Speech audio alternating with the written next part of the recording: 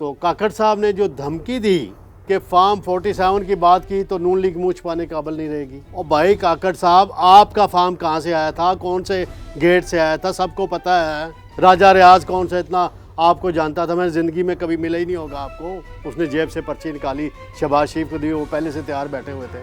آپ کا letter issue ہو گیا کہ آپ وزیر اعظم ہیں نگران. آپ اپنی گریبان میں بھی جھانکیں نا پھر. بسم اللہ الرحمن الرحیم. میں ہوں طارق سمیر, ڈیلی ممتاز ڈیجیٹل کے ساتھ. ناظرین, ایکسٹینشنیں ہونی ہیں. ایک ایکسٹینشن دینے کے لیے آئین میں ترمیم کرنی ہے پڑے گی. چیف جسٹس کے لیے آئین میں ترمیم, یہ کیوں ضروری ہے اس پر میں بتاؤں گا. دوسرا معاملہ ہے, کیا واقعی جیل میں عمران خان صاحب کی جان کو خطرہ ہے اور وہ اتنے سنگین نوعیت کے الزامات لگا رہے ہیں, اور کسی قیدی کے انٹرنیشنل اخبارات میں آرٹیکل چھپنا کوئی آسان کام نہیں ہوتا. اس کے لیے مخصوص لابی کی بڑی سپورٹ چاہیے ہوتی ہے, اور لگتا ہے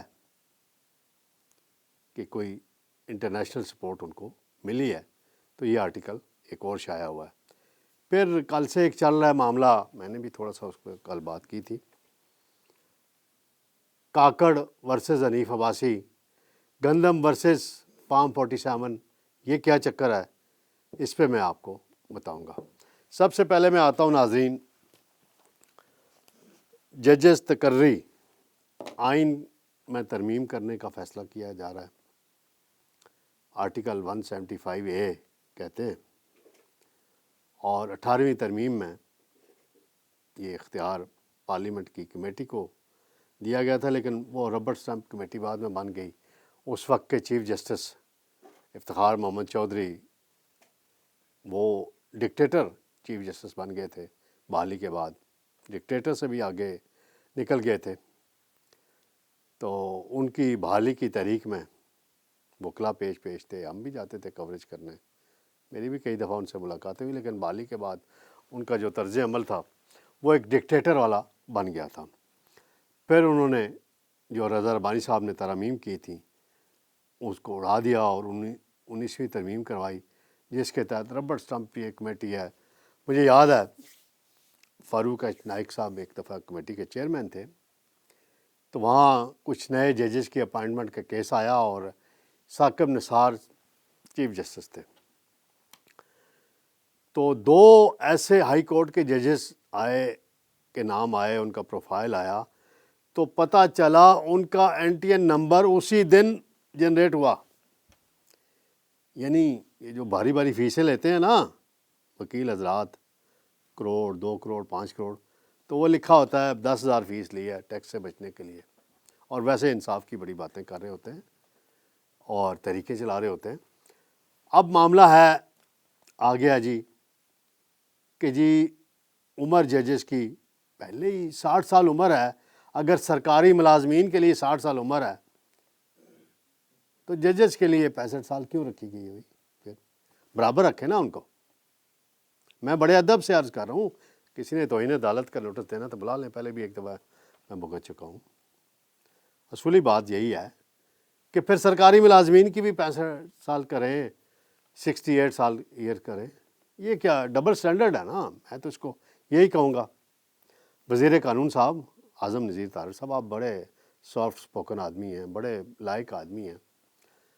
آپ نے کل اندیا دے دیا جی کہ جی یہ باتیں چل رہی ہیں, اور میں اس کی تردید نہیں کروں گا کہ چیف جسٹس کی مدت ملازمت میں 3 سال یا ججز کی ریٹائرمنٹ کی مدت 68 سال کرنے کی بات ہو رہی ہے. بھائی ایکسٹینشن کیوں کو ضروری ہے؟ بتایا جا رہا ہے جی جواد خواجہ صاحب تھے 15 دن چیف جسٹس رہے, فلاں 1 سال رہا, فلاں 6 مہینے رہا. ایک کرائٹیریا آپ نے سیٹ کر دیا ہے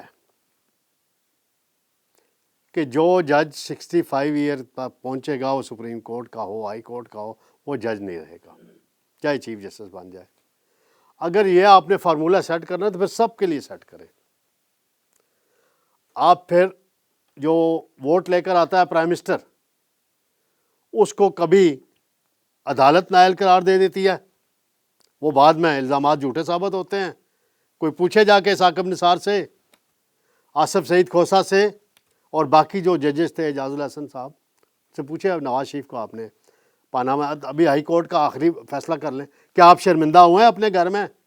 نہیں ہوئے ہوں گے، کیونکہ آپ تو وہ کیا بن جاتے ہیں پھر جب فیصلے کرتے ہیں. تو وہ دیکھیں نا، اس کو تو کبھی اسٹیبلشمنٹ کے مدد سے الیکٹڈ پرائم منسٹر چلا جاتا ہے گھر. وہ 5 سال پورے نہ کرے، آپ لوگ جو ملازمت میں آتے ہیں، آپ کی ایک سیٹ پیریڈ ہے لکھا ہوا، آپ اس سے تجاوز کرنا چاہتے ہیں. ٹھیک ہے، قاضی فائز عیسیٰ صاحب نے بڑی فائٹ کی، میں ہمیشہ ان کے حق میں بولا ہوں، ان کے حق میں لکھا ہے، بات کی ہے، آئندہ بھی کرتا رہوں گا. لیکن یہ ایک بڑا کمپلیکیٹڈ سا ایشو ہے. یہ نہیں کہ راتوں رات اٹھے صبح آئینی ترمیم ہو جائے گی. مجھے یاد پڑتا ہے، ابھی یاد آ گئی مجھے بات، ناظرین، جسٹس آصف سعید کھوسہ جو نواز شریف کو سسیلین مافیا جیسے خطاب دیتے تھے، حضرت خود سسر کی سفارش پہ جج بنے تھے ہائی کورٹ کے. لمبی کہانی ہو جائے گی، پھر ان کے بھائی پرنسپل سیکرٹری بھی رہے میاں نواز شریف صاحب کے. تو جب انہوں نے نواز شریف کو نائل کیا، اس بینچ کا حصہ تھے، تو اس وقت کی اسٹیبلشمنٹ یعنی جنرل باجوہ صاحب، جنرل ریٹائرڈ فیض حمید اور عمران خان سابق وزیر اعظم نے ان سے وعدہ کیا تھا کہ جی آپ کی عمر جو ہے ججز کی ہم 68 ایئر کر دیں گے، اور آپ کی چیف جسٹس آپ مزید ٹینور کے لیے، مدت کے لیے رہیں گے. وہ نہیں ہوا. جیل میں میاں نواز شریف صاحب کو پیغام بھجوایا گیا کہ جی یہ ایک میسج آیا ہے، اور آئین میں ترمیم کے، کیونکہ آئین میں ترمیم عمران خان کے پاس 2/3 میجارٹی نہیں تھی، نہ سینٹ میں نہ قومی اسمبلی میں، وہ اکیلے وہ کر نہیں سکتے تھے، نون لیگ اور پیپلز پارٹی کے بغیر کر نہیں سکتے تھے. تو نواز شریف نے انکار کر دیا تھا،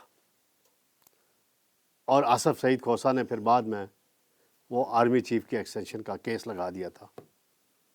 پھر قانون سازی ہوئی، جو کچھ وہ لمبی. تو یہ پہلی دفعہ خواہش کا اظہار نہیں کیا گیا.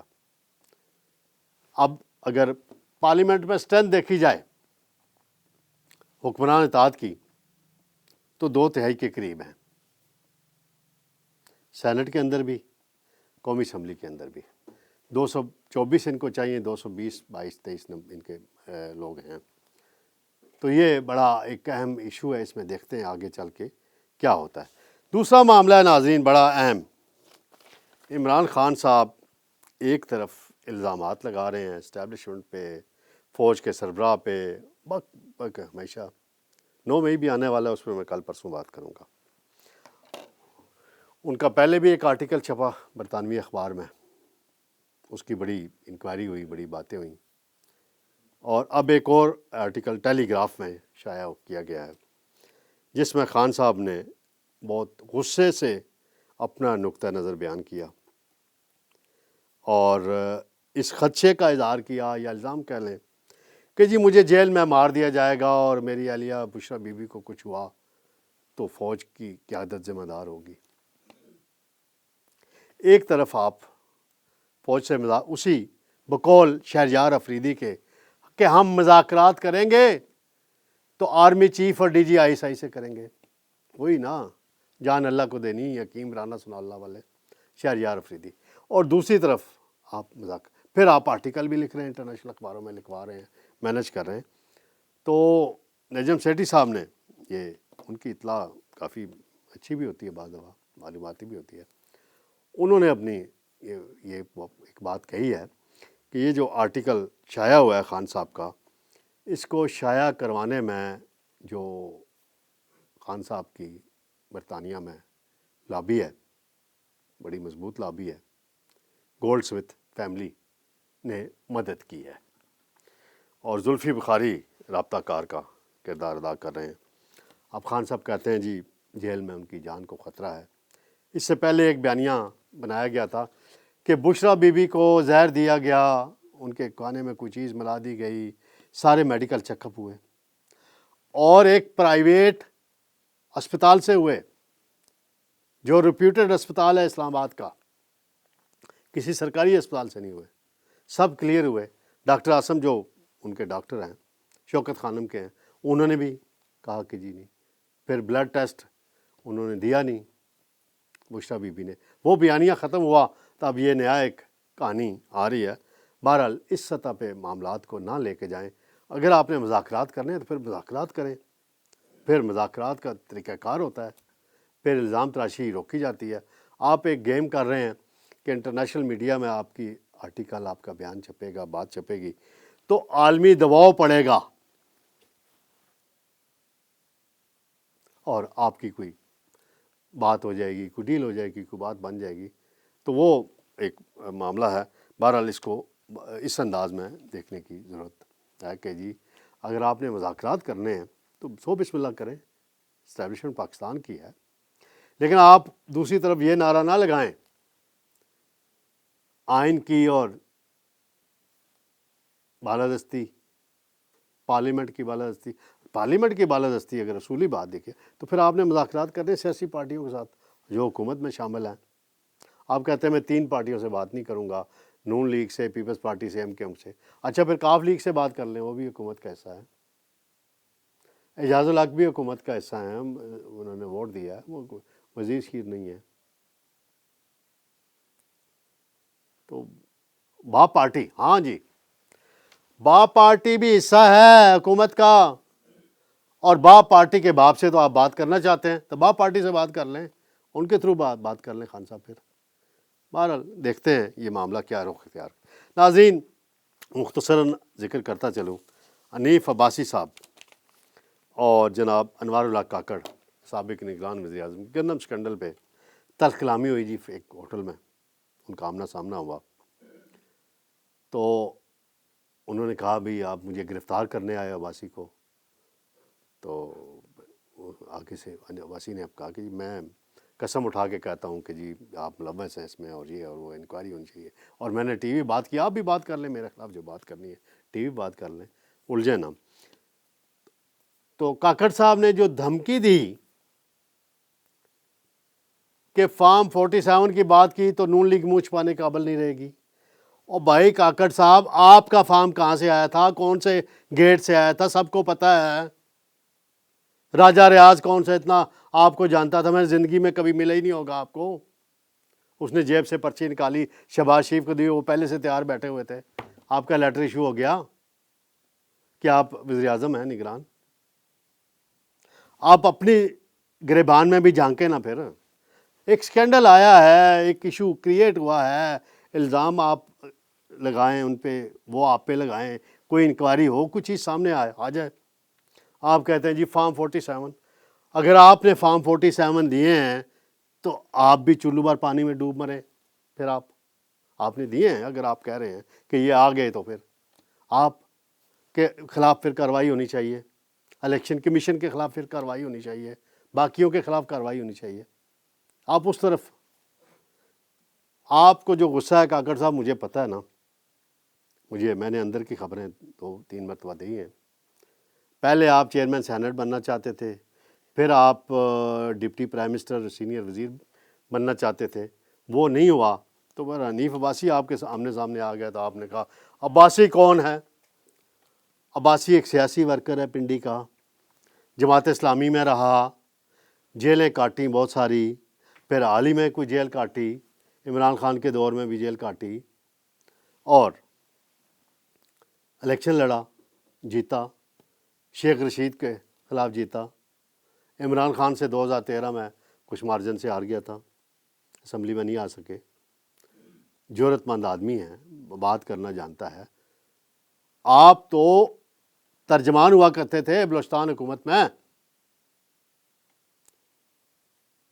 چیف منسٹر صاحب کے، نواب ثناء اللہ زہری کے، اس سے پہلے کے ایک چیف منسٹر کے۔